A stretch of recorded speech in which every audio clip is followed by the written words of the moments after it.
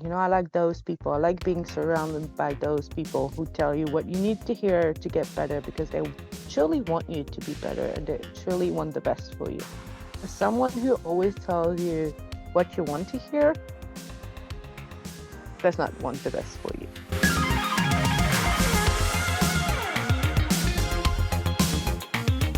Hey guys, welcome back to another interview here on Tone In Entertainment. Today, joining me on the podcast is Mila Michelle Smidt. How you doing, Mila? Hey guys, first of all, thank you for having me. It's such a pleasure. I'm doing great, thank you. What about you? I'm doing fantastic. Up bright and early here on a Sunday morning. So that people don't know, we're on a 6-hour time difference now. Yeah, because I'm in France at the moment, so we have a little bit of time difference. Yeah, it's like France and Miami. It's like two completely separate parts of the world. So Opposite side of the world. yeah, it's like when we were setting this podcast up, we were like, okay, what time can we actually make it work for both of us? And this was Oh it. yeah. That was the thing that was my the day was all right because I took holidays, so I'm like totally free, but like the time was like okay, but oh, this is too late for you. Oh now, oh no, that's too late for me. And it was such it was funny. Now, speaking of France, how I came across you was I saw a cage match of yours. That you were the first woman to Hmm. ever be in the French pro wrestling in a cage match where you wrestled Jessy Jay. So that was the first match that I saw of yours. That's how I came across you and start following you. The experience of not only being in a cage match, but being the first woman in the promotion's history of a cage match. How was that? Yeah, that's actually funny you mention it because it was actually the first women's cage match ever in French professional wrestling history. So it was really meaningful to me and like to all of us because it was really into taking another step forward to increase the women's wrestling in my country, make progress, you know, for whole the women division in the country, and it was something really meaningful. It was scary at first because we were like, oh wow, we are ones and stuff. We can't, you can't mess it up. You know what I mean? You can't do bad. Like you get such a because if you're the first ever, like you will be forever the first. So it gotta be good, you know. But it's fun and it was awesome. It was magic. What type of preparation went into preparing for a cage match that maybe you had to maybe up your game just a little bit versus a regular singles match? Yes, because you got to use it, you got to use every tool you have in the ring, whether if it's a hardcore match with weapons or like in this case a cage match, you need to use the cage. It's not just a single normal match that you have with just the ring and the two of you. It's the cage is on top of it. And so you need to make the most of it. You need to people to remember it because it's the first match ever. So you need to do something like and it on this show there was another cage match with the guys, so it was also like doing something different than the men's do, doing being unique and being like just standing out, not just for us but like for the women's in general, like to show that we can do like a cage match and we can make it look good and we can take risk and we can really fight and we can go tough on it and we're like tough enough to handle it. And it was the whole thing, yeah, so it was like using the cage as much as possible and really like just standing out. I That love was when it. I love when I get to see the women take on the same type of wrestling responsibilities of the men. Like down here, I cover the independent promotions in Florida, and I've only got to see one cage match with women inside of it. It was Marina Tucker versus Kylie King. It was freaking awesome. They main evented the match too. So not only was it like the first women's cage match, at least to my knowledge, but it was the first main event of women at the promotion as well at the same time. So I love because I believe that the women can throw it down just as badly. And when I say badly, I mean like badassly as the men can. That's it. That's it. That's all about it. Like, with this promotion as well, we did like an entire women's show. And so I defended the title on the main event against Mila Grace, um, on this promotion. And it was, I think, like the first as well, the first female show ever in my country, whole female show. So it was also meaningful. Like we did a lot of I think like for those last 2 years I've been doing like quite a lot of first time ever things. And I'm feeling like so grateful for it and so blessed to be able to just at least participate to it and get, the opportunity to be part of the whole evolution of the women's wrestling in not just in France but in Europe in general, because I've been wrestling a lot like in Germany, Austria, all over Europe. This is my scene. And so yeah, I'm really grateful to see like to be part of this process and to see like the women's just taking over all the place in Europe and doing crazy things and just, doing the same stipulation and the same stuff as the guys do, having the responsibilities to be main event on some events, some shows, doing like, this scene now is doing great, and I'm feel just so blessed to be part of it. Now, you mentioned a bunch of different places that you've got to travel to wrestle. How exciting is it when you get like a message or a call or whatever it may be to just not even like leave your town or your area, but like to go to a whole different country that you've never experienced to pursue your wrestling career? Well, I think like doing having your debut in a new country is always something special because you never know how the crowd will react to you, like how the country will be. Like it's a whole new adventure every time. So I'm always super excited. I'm always like super happy about it because I love traveling the world. I've been wrestling almost all over the world now, and I love just being on the road. I love it. And this is my lifestyle. This is just, like this is the beauty of wrestling. I love meeting new people. I'm learning new cultures. Like, you know, this whole learning experience, and like it just makes you grow as a worker, but also as a person. And I feel like it's so important in life to be able to just travel the world, to be open-minded, to meet new people who have like different way of life and different visions and different everything. And it feels so good. And like I had the chance to travel really early in my career. I think in my first year, it was like my third show. I was already like traveling to the UK.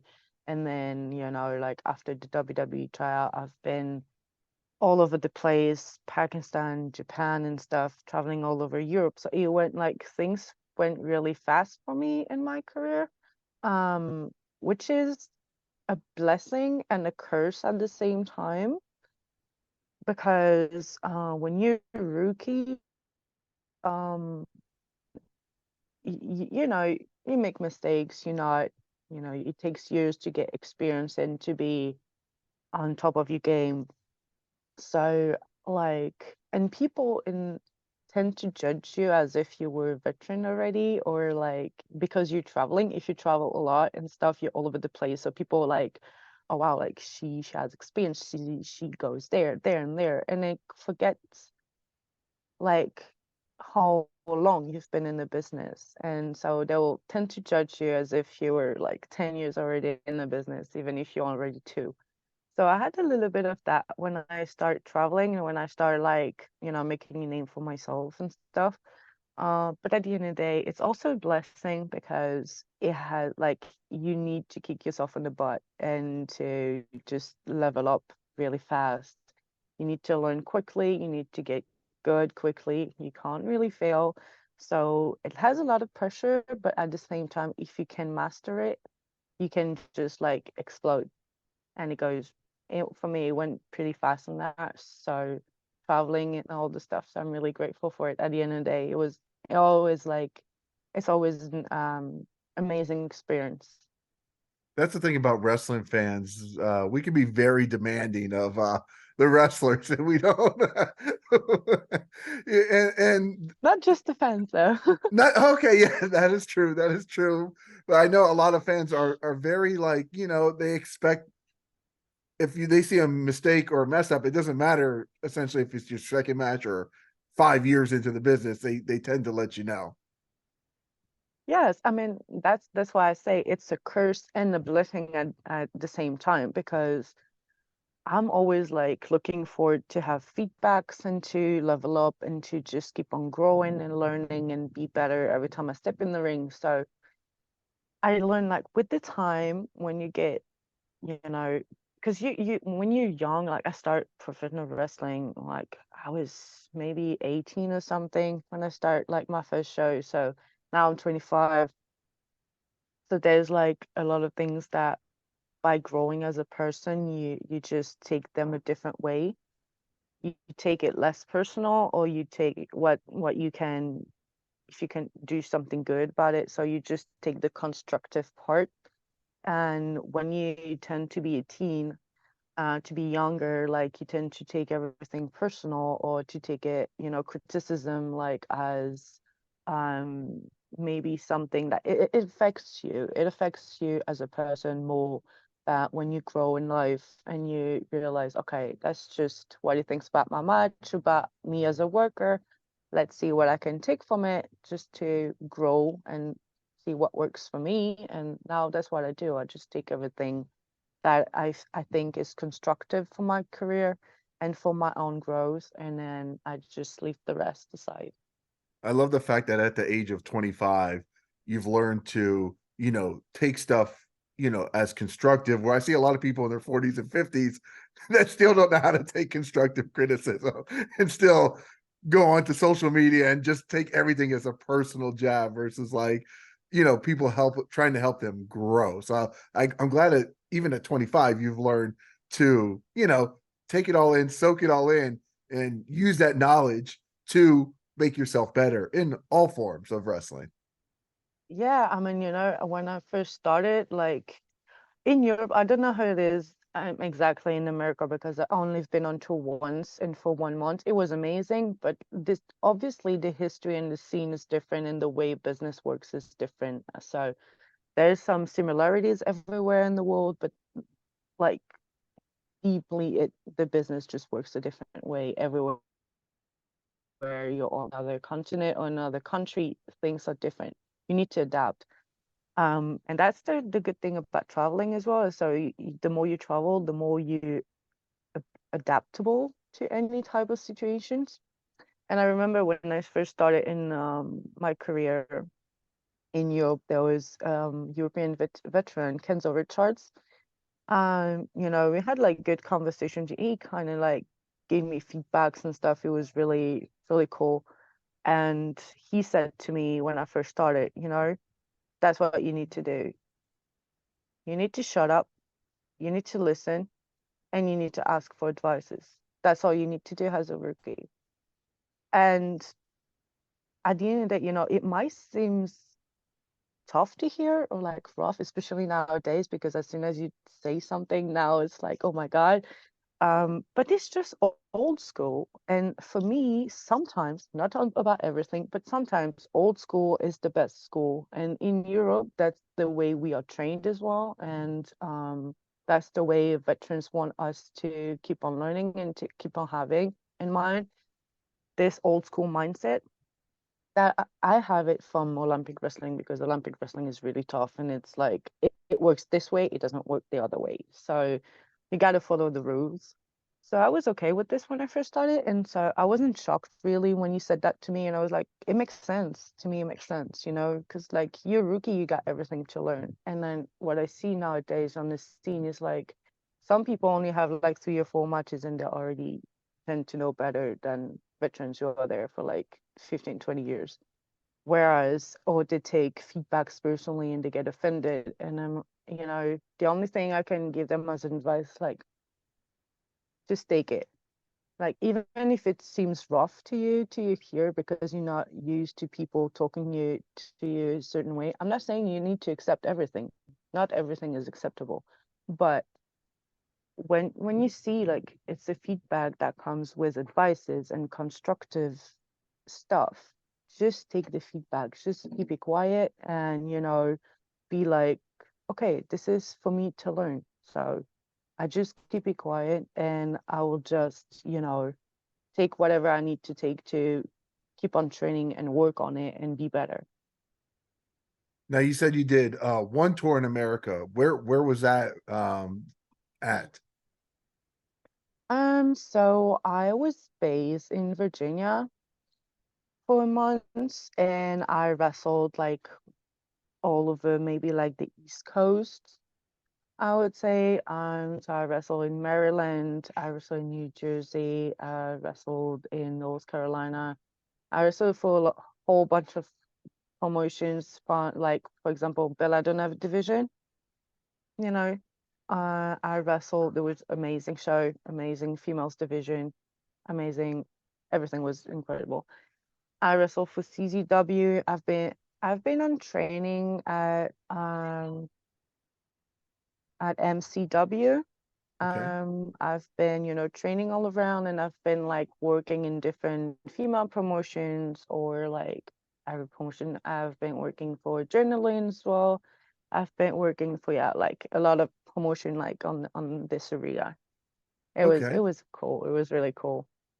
Nice. Yeah, I haven't been up there to cover. I am planning to go to like that Philadelphia area next year because WrestleMania is going to be in the Northeast next year.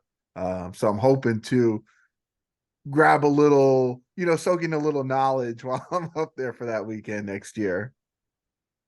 Yeah, of course. You should. Yeah, It's exactly. really pretty as well. I've been visiting. I had the opportunity to have like some days to visit some cities, so I Washington DC with the monuments and the history part of it, and it was fantastic. Next time I go to the US, I would love to go more to Florida just to see this area a little bit more. It's a whole different This, world down here. yeah, yeah, and it's like, I mean, now it's summer, so it's a lot of heat and it's really warm here, but like most of the time it's not. So it would be nice, to have a little bit of sun as well and like good weather and the beach and everything. Yeah, And I've never been in this area, so it will be like really cool. yeah, we're under like a well, not today, but like the past like 2 weeks, we've been under like an extreme heat advisory where temperatures were feeling like 109 or so, something crazy. Like we were hot, we're humid all the time, but like yeah, it's been just a little bit above normal down here. So if you're looking to Yeah. get away from the cold, we're definitely the place to come pretty much 12 months out of the year. Yeah, that's awesome. I mean, Yeah.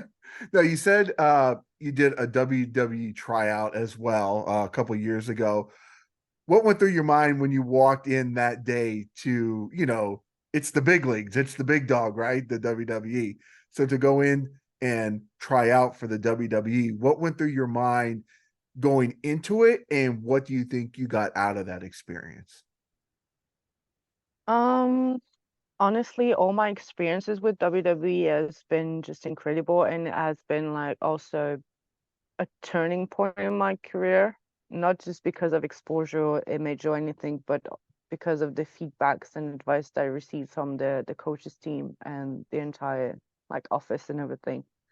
They've been amazing to me always, and they really helped me grow in the business and in my helped me to find myself in the ring, to find who I am.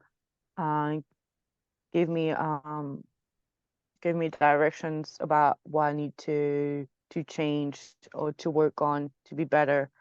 So my experience with WWE always been great, like really good. So for the first tryout, I was 20. I was in my 20. And yeah, I was that close to be 21 because it was in November and I got my birthday on December, so it was like 1 month before 21.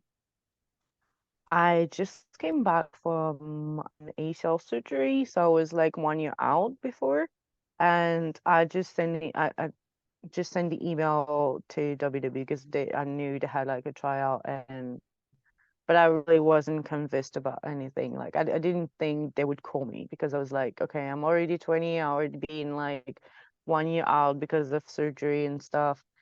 Tryout is really soon. They're not gonna call me. But yeah, you got nothing to lose by trying. So let's go for it.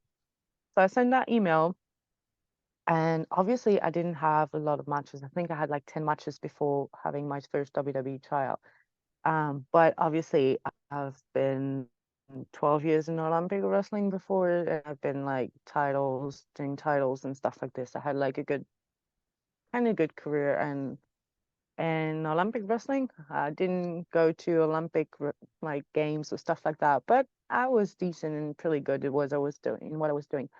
So I think they got pretty much more interested about my background than my pro wrestling career so far because I was a rookie, really green. So they called me and they wanted to just see what I was able to do as the year before getting injured, I also did like a bikini contest, like in bodybuilding and stuff. So it was like I was like really invested in sports, like since I'm a kid. So let's say on paper, I think they trusted what I could do on the ball, and they called me.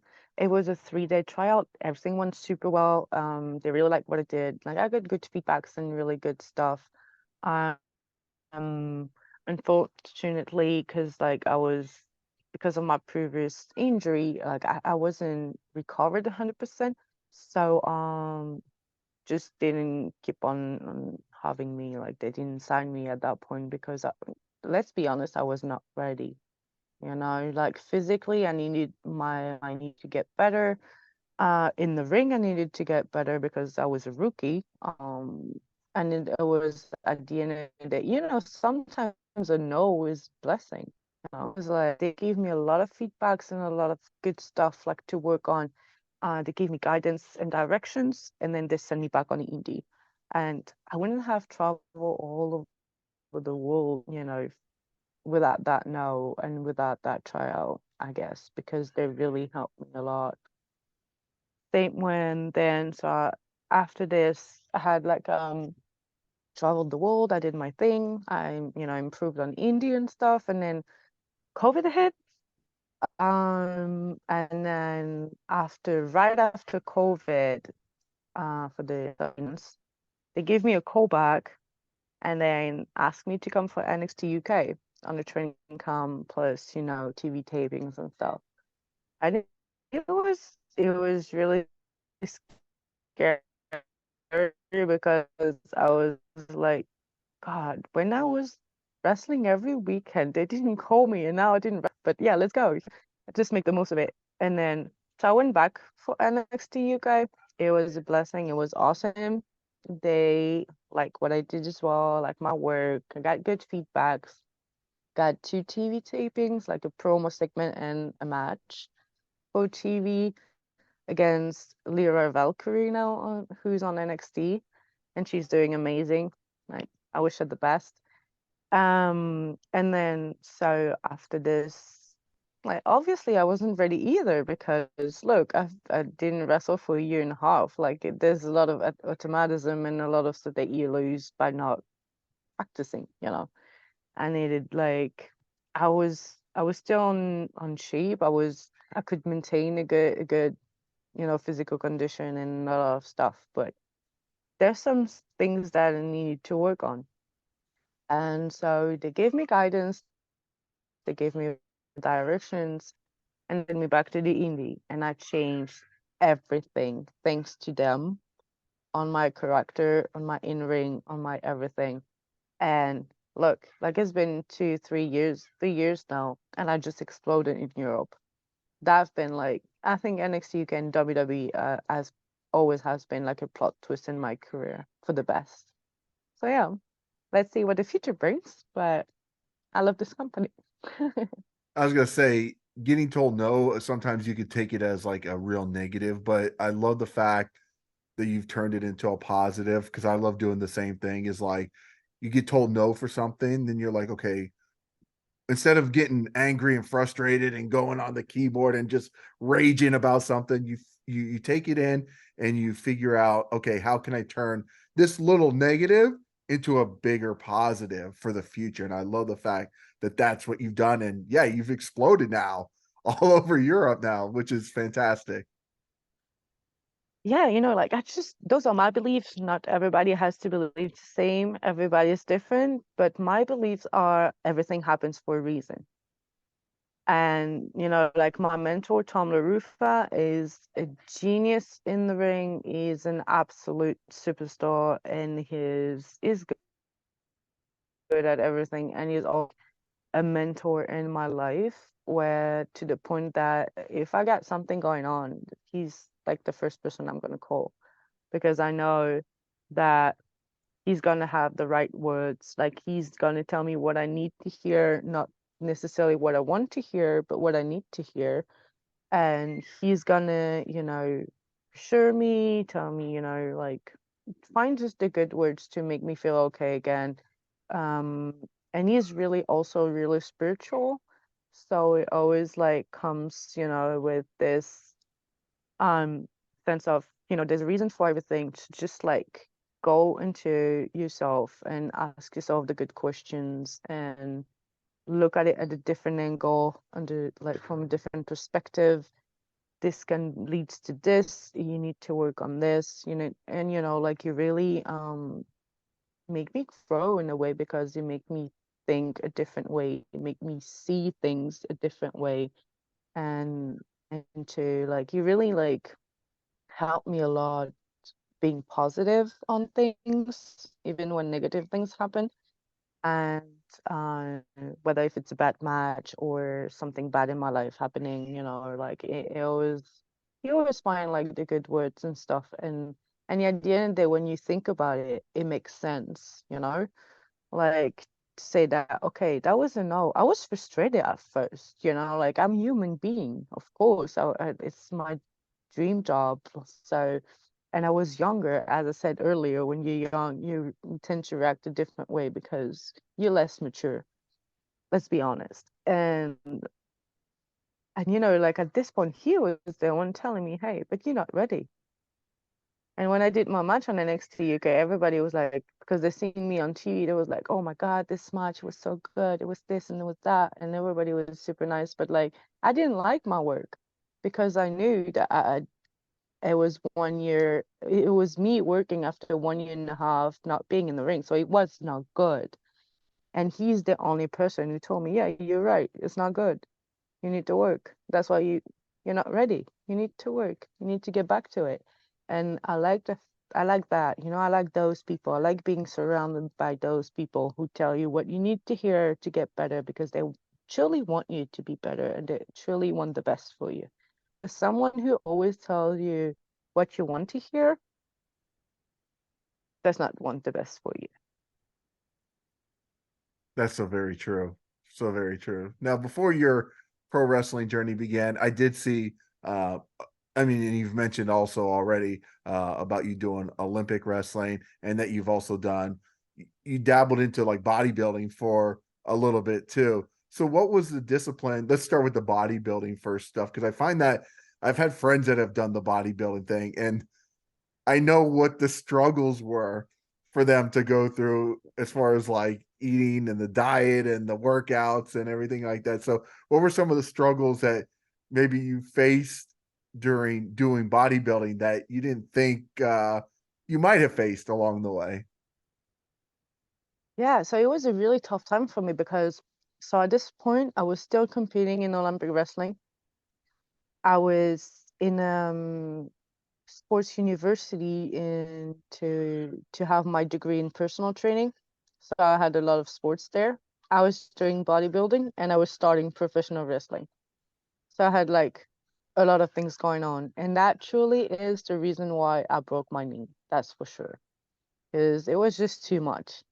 And see, everything happens for a reason. You do too much, you break your knee, it happens. So yeah, so it was actually like I was going out from injury that I had in big wrestling. The year before, I've been to the competition that I did, like it was the top of Colmar. It's an open challenge that so everybody in the world can participate. We have like a lot of people on stage and stuff. In my category, we were like 84, for example. So the year before, I've been there just to support some friends of mine because they were competing there. And I met Clarence Devis. He was like a bodybuilder as well, did competition stuff, and some other people, and they told me, "Oh, you got good shape. You should try and stuff like that." So they kind of motivated me. And then I went back and I was like, "Oh, I got too much thing going on. I can't start this." But I really wanted to do it. And then on the other hand, I was like, I need I'm doing a degree in personal training, and I don't know what the future brings, but maybe one day there's gonna be someone who will need my help into like competition or something. And if I don't have an experience in that, at least one, how can I help that person? So I need to at least to be, credible. And also for my learning experience, because before that, I was training at the gym, but I didn't train the same way as I train now, because I was only using the gym as a tool for my physical conditioning for Olympic wrestling. So it was like a different kind of trainings at the gym. So I didn't have those classic workouts and, like the type of bodybuilding workout. And I was like, okay, it's my opportunity to learn as well towards this. And as I'm a competitor, I need to compete with myself. I need to set a goal. So let's go for it. Also, on the diet part, I used to do like a lot of tryouts for Olympic wrestling to be on my way, to be for competition, for national championships, international. And it got like, I think my worst was losing 8 kilos in 5 days for the national championship. So it was like quite a lot. And I was like, oh, I can handle my body pretty good. Like I think the diet and all the prep with the diet and the food, it won't be a big deal because I can do whatever I want with my body. And actually this experience showed me that it was harder than I thought. Because in Olympic wrestling it's a short time, so it's really tough before a short amount of time, at least for me in my career when I was had to do like those tryouts. And in bodybuilding, it was like a long-term preparation. It was like diet for long term, you know. So it was like a total different organization, total different days and routine, and total different way to train, total different way to eat, total different, everything was different. And I've learned a lot about myself and about, like gym workouts and stuff like this during this time. So yeah, it was a good experience. Yeah, I was gonna say it feels like it's like two.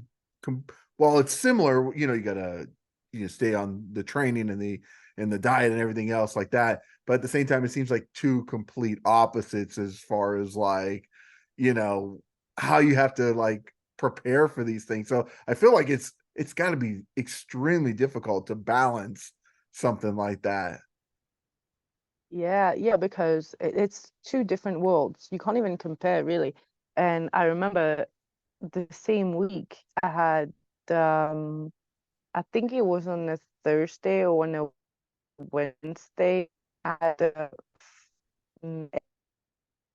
TAA, the University National in Olympic wrestling. And on Saturday, I had my bikini contest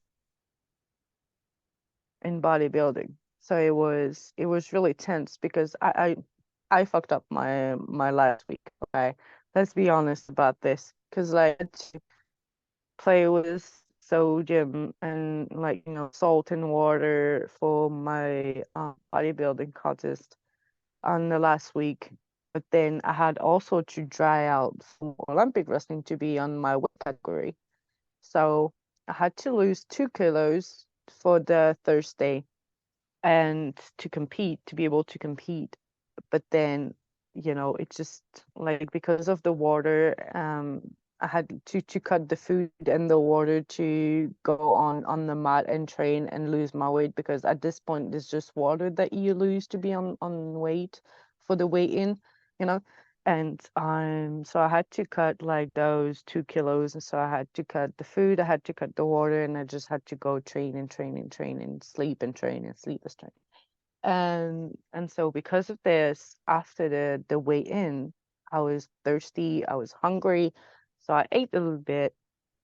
I I ate pasta, that was bad. So I ate a little bit and I drink a lot. And for the bikini contest, I should not be. It was the moment where I should have reduced my water. So I did like one was the opposite of the other for my body. And so it was really complicated week to manage everything, and I truly didn't do it good. I was 19. I didn't know what I was doing with my body. I just, followed the plans and stuff, and I was like, I called my coach and I said, I fucked up. I had to cut my weight and stuff. Now I'm full of water. And I remember like he shot at me and I was like, oh shit, shit, shit. But yeah, on the Saturday, I've been on stage. Like I did a good place. I wasn't last at all. Like there were a lot of people. I did good. I didn't do like great, but it was all right. I was proud of myself because I did it. I just did it. I was gonna say And you're a lot tougher than now, most of us will ever, or stronger than because a lot of us do not have that discipline. That's for sure. thank you. Well, I started Olympic wrestling when I was 12 years old, and I had to do tryouts already. And I come from an Olympic wrestling family, so discipline is something that I've learned really quickly in my life and at a young age. And it really helped me for a lot of things in life, not just in sport. But yeah, I think sports and especially wrestling is the best school for life because it teaches you a lot of values and a lot of things that you can really reuse in normal life and daily life that makes a difference because it just, program your mindset into being positive and to just never quit. Doesn't matter what happens, you just don't quit. You finish what you start. And so yeah, it was great. It was fun at the end of the day. Like I was proud of myself for being able to do both at the same time, even though it was not a good idea. But yeah, that's the lesson. If I needed to do another bodybuilding contest ever again, I would definitely be the only thing I would focus on, and I would have nothing on on the side because it's a lot. It's a lot. It's a job. It's a job. Now, I like to ask everybody, like, you know, I didn't realize that you had come from an Olympic family of wrestlers as well, too. So maybe their mindset was a little bit different. But when you began your professional wrestling journey, not your Olympic journey, because obviously you're influenced from your family. But when you began your professional wrestling journey, what did your family and friends think about, that career choice? It was really hard. Like it was really hard at first because they just start now to be used to it and to be okay with it.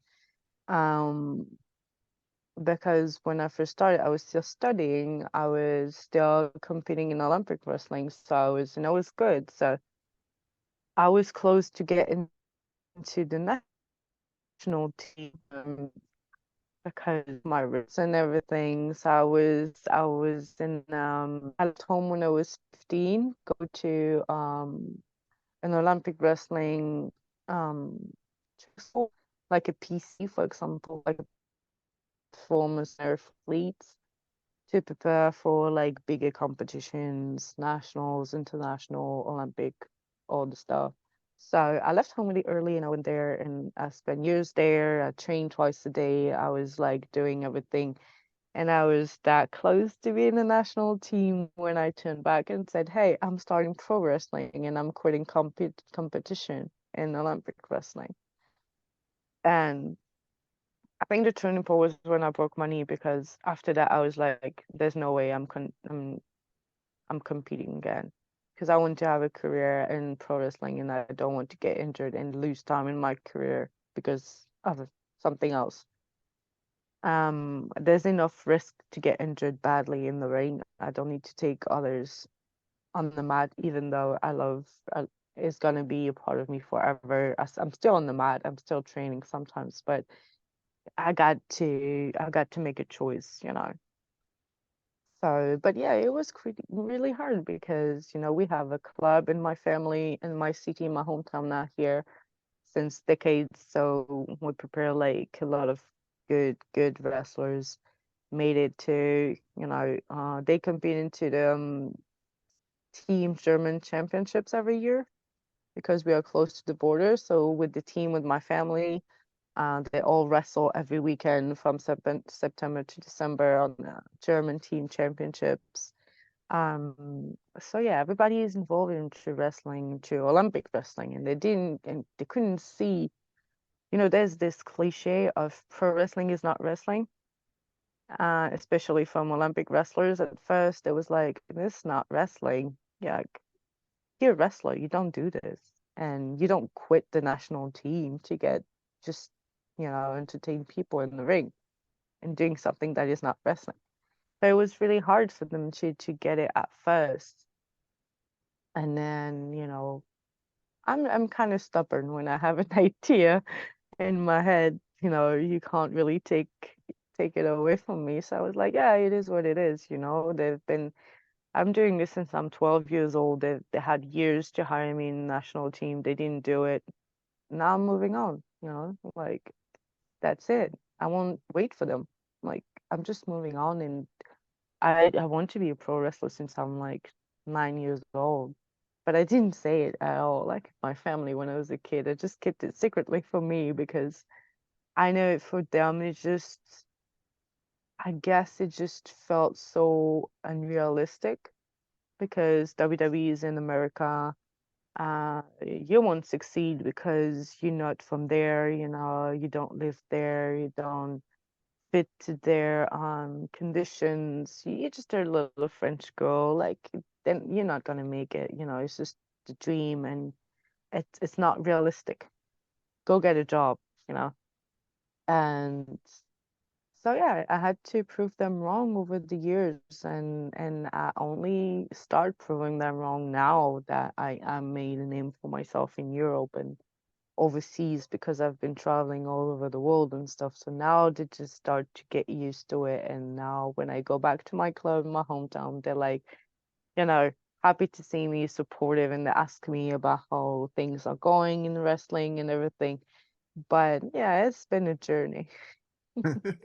Well, let's talk about that journey and let's have a little fun with it because one of the questions I also do like to ask is about the bizarro moments, the weird moments that have happened. Like I've had wrestlers tell me, "Oh, I left my shoelaces untied. I tripped and fell over them in the ring. I got knocked unconscious and somebody had to revive me, or I had a fan come up and just lick my neck, you know, out of nowhere." So, what would you say is maybe the most bizarro thing that has happened to you, whether it was in the ring or at a wrestling show? Well, I got cursed like in the ring. Like there's sometimes like when I get a new gear, you can be sure something's going on with it. So I had like a boob out, like totally out 2 times in my career. Fortunately, they could manage to edit the videos, so nothing is, you know, So on people on can't go look social it up then. networks. Yeah, no one can see it. Fortunately for me, because yeah. So I remember the second time it happened, it was like last year. I had like my new gear that I wear now, and like something just got detached, and it was out, and it was for the last spot, and I didn't see anything or felt anything. It was this Artemis, the referee, who like just saw it after the pinfall, and she just covered me. It's just like your boob's out, and I was like, oh shit. And I went out like just like a little girl. I went out crying. And then like Tom was there and he just came back to me and just be like, maybe some fans will come back just because of that. So, it just make me laugh, like joked around and stuff. So I just end up like laughing about it and be like, guys, can you please like do your job next time so I don't have to sacrifice myself? Thank you. And like now we just joke around and like, but yeah, like a lot of things happen to me in the ring. Like, and I just hope he will stop now because sometimes, yeah, but it's funny. Fun. That's As long as there's nothing on social networks or on the internet, anyhow, I'm good. I was gonna say that seems to be the common thing when I ask women the question is it seems to be some type of wardrobe malfunction that happens as far as like the weird stuff that does happen. Yeah, yeah. Like it was, I think, like it's the most embarrassing thing that have happened to me was having my, tampons like thingies going out of my gear. And I was like, of course, that's the kind of thing that you don't feel. You can't feel it. And I was like, I was so embarrassed. Like they had to cut the entire spot from the match, who's like on internet because of that. It was so obvious that they had to cut the entire spot. And I was like, oh my gosh, I didn't even know it was possible. Like, how is it happening? I had like my underwear, my tights, my fishnet that are like so glued to my skin that they hold my soul inside of my body. And I had my gear on top of it that still managed to go out. And I was like, oh my God. Yeah, so that's the kind of thing that will not happen to men, but yeah, it happens to us. I So was gonna yeah. say we don't know that struggle. We don't know that. Yeah, that's that's the fun part just for women. Yeah. Now, what would you say is maybe the biggest lesson that you've learned about yourself in your professional wrestling career that you've maybe learned about yourself personally on this journey? Wow, that is actually a good question. I've been a lot of things. First, I would say that not everybody is here on your journey to support you, or not everybody wants the best for you. And I guess that's something I've learned the hard way. Um, in my career so far. It made you just look at people, things, or whatever happens to you a different way. Because like professional wrestling is, I mean, in any kind of business, and I'm talking about professional wrestling, but it's everywhere the same in my opinion. If you ask an actor, if you ask a singer, if you ask whoever, and it's just maybe even someone who's just working in the office in a company is gonna be maybe the same. Um, in every type of job, like you can meet like the most beautiful souls ever, and you can meet the worst people. And I think the biggest lesson, it was one of the biggest, was not to take everything personally and to get calmer, to get wiser, and to get shit slide, and just don't. Not everybody deserves an answer. Not everybody deserves your attention. Not everybody you know deserves you to be mad or like sad about him, like what he said or what she said or what she did. Just let things go. Take whatever you can take for as a constructive things to make you better as a person and as a worker, and just let the rest go. um yeah, I think, yeah, that's one of the biggest thing I've learned is just go with the flow, just take the journey for the best, make the most of it, and let the rest on the side. Because at the end of the day, everybody like is fighting for a spot, for money, for a spotlight, for whatever, for fame, for whatever it is. But at the end of the day, your career will end up one day, and the only thing you're gonna have in mind, like, are souvenirs and stuff. Like you decide if you want to have good stuff to remember, or like dramas and all the stuff. And I want to have like I want to enjoy my journey and have good things, good memories of it, you know. So I just try just to make the most of it. Go there, do my job, leave the best of me that I can give to especially like young women, teens, rookies, whatever, whoever I work with. Just give the best of me as a person and as a worker. Because one of the things I think Tom told me when I first started was, you know, people won't remember what you've done or what you said to them, but they will always remember the way you make them feel. So that's something I try to keep in mind, just be the best version of myself, be as good as I can.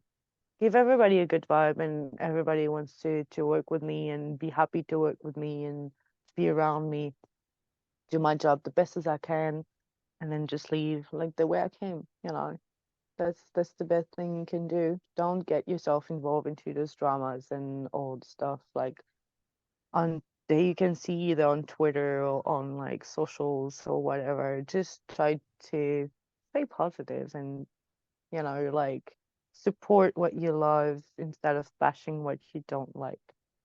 I love that so much. Keep the drama to the side, keep the good vibes, the positivity coming in, and let the drama people just deal with themselves over there. And the people with the good vibes, the positivity can all grow together and just keep all the other Yeah. stuff to the side. I love that so much.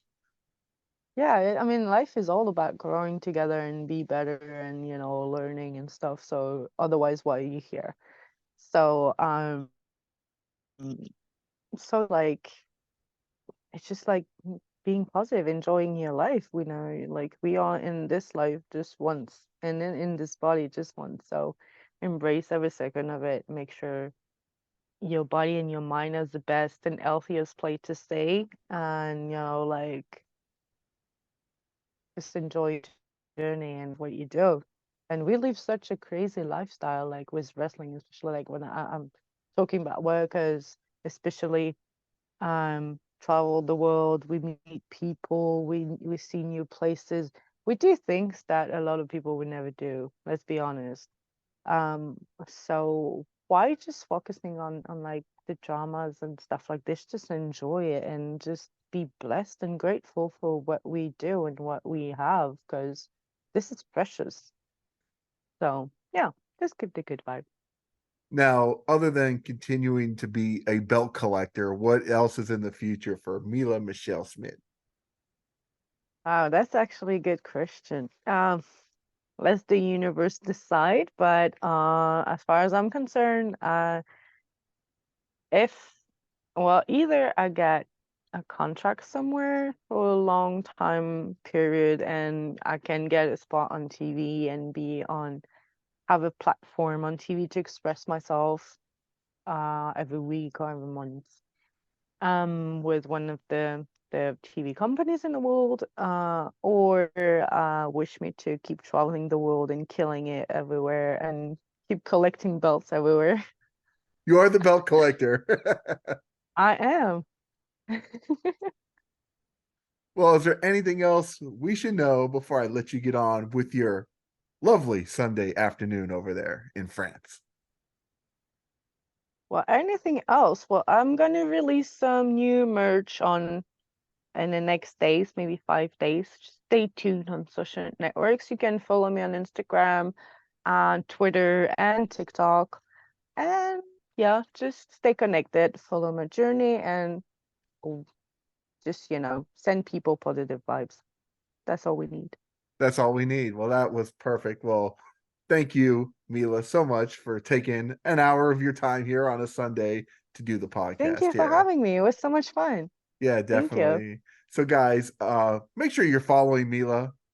Even if you're over here in the US, which a lot of you are, go ahead and watch. That's the great thing about YouTube and everything else. We have easy ways to follow you and learn about awesome people that are doing great things out there, not just here in the Yay. States.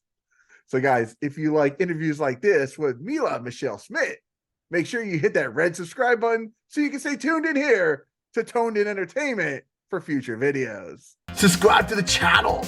Do it. Go now. Do it now.